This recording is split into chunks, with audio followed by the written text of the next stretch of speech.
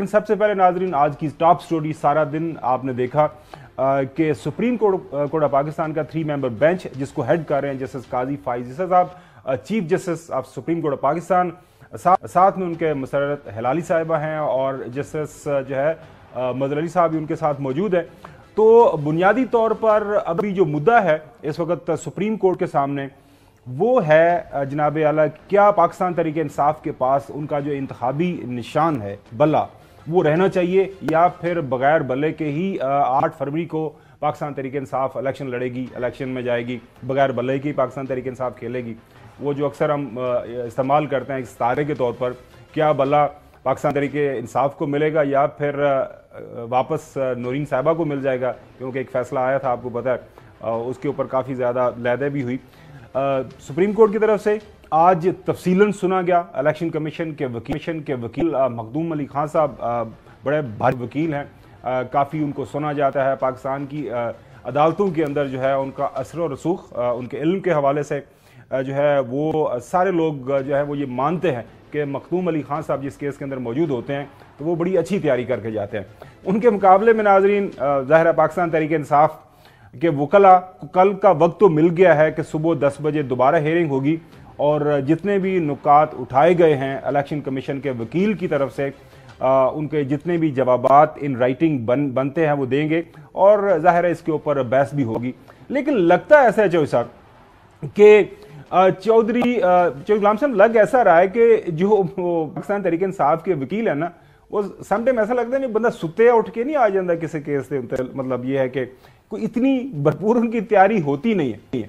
बड़े बुनियादी सवालात वहां पे उठाए गए और जिनके जवाबात मेरे ख्याल में देर एंड देन दिए जा सकते हैं।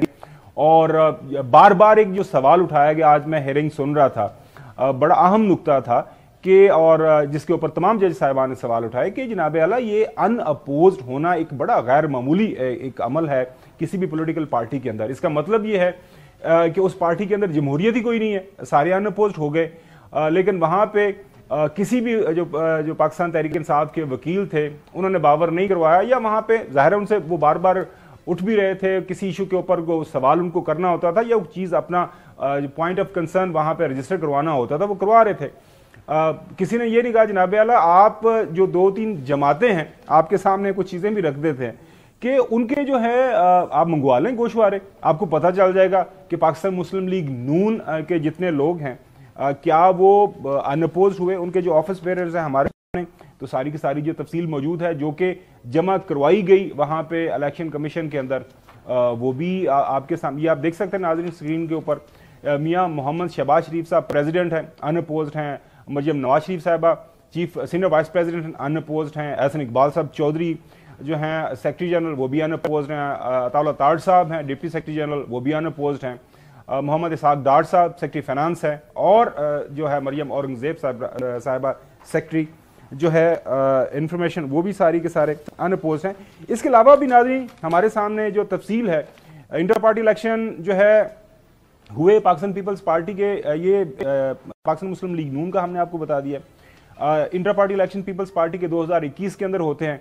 बिलावल भुट्टो जरदारी साहब बिला मुकाबला चेयरमैन, नैयर हुसैन बुखारी साहब बिला मुकाबला जनरल सेक्रेटरी मुंतखब हो जाते हैं। फैसल करीम कुंडी साहब बिला मुकाबला सेक्रेटरी इंफॉर्मेशन भी मुंतखब हो जाते हैं।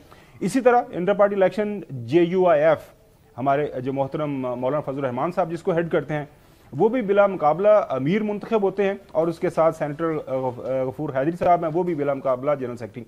तो जब ये बार बार सवाल उठाया गया तो मैं बड़ा हैरान था। ये बड़ी इंफॉर्मेशन थी कि बड़ी आम सी इंफॉर्मेशन थी कि वो शेयर की जा सकती थी कि जनाब आला ये बड़े सादा से ये सवाल हैं कि इसी तरह मामलात सारी पॉलिटिकल पार्टीज गए उनके मंगवा लें। फिर एक सवाल किया गया जो है चीफ जस्टिस साहब की तरफ से कि ऐसा तो नहीं है कि आप पाकिस्तान तहरीक इंसाफ के अगेंस्ट कोई डिस्क्रिमिनेशन कर रहे हैं वहाँ पे, कि किसी ने ये सवाल नहीं उठाया कि जनाब आला फॉरेन फंडिंग का जो केस चला था जो PTI के खिलाफ, बाकी पार्टीज के केसेस पड़े हुए हैं, उसके ऊपर कोई ऐसी बात नहीं हुई। फिर इतना भारी भरकम जो वकील गया है मखदूम अली खान साहब को, ये बड़ा अनप्रेसिडेंटेड है। ये भी मेरी नज़र में एक सवाल उठाया जाना चाहिए था कि क्या अपने वकील के पास मौजूद नहीं है इलेक्शन कमीशन के पास, फीस कितनी दी गई उनको, और जाहिर है बड़ा अहम नुकता है। और पाकिस्तान तहरीक इंसाफ ये इल्ज़ाम लगा रही है दावा कर रही है कि जनाब आला अगर हमारे खिलाफ इलेक्शन कमीशन एक जो है पार्टी बना हुआ है तो ये बड़े अहम नुक्ते थे जो उठाए जा सकते थे। अब देखते हैं कि सुबह जो है ये क्या बनता है।